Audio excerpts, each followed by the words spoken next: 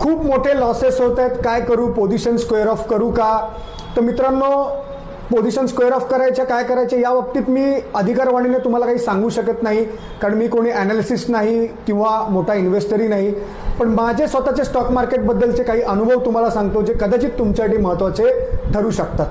तुमच्या पोर्टफोलिओमध्ये जर पेनी स्टॉक्स असतील, म्हणजे ज्यांची किंमत 1 रुपया, 2 रुपये, 5 रुपये, 10 रुपये अशी असेल, तर अशा कंपन्यांमध्ये पुन्हा रॅली होण्याची चान्सेस फार कमी असतात, रिकव्हरी होण्याचे चान्सेस फार कमी असतात.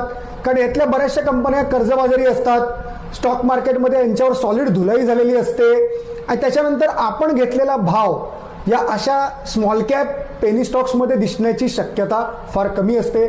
माझ्याकडे असे काही पेनी स्टॉक्स होते ज्यांची कोविडच्या फॉलमध्ये सॉलिड धुलाई झाली, आणि त्यातल्या काही जणांचा भाव मुश्किलीने मला 3 ते 4 वर्षांनी कोविड नंतर मित्रांनो मला दिसला.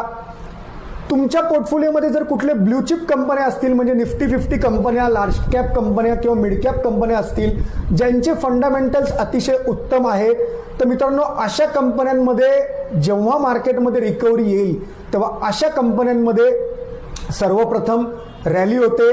लवकर या कंपन्यांमध्ये, लार्ज कॅप मिड कॅप कंपन्यांमध्ये लवकर रिकव्हरी दिसते. याच्या तुलनेत स्मॉल कॅपमध्ये मित्रांनो भाव दिसण्याचे चान्सेस फार कमी असतात.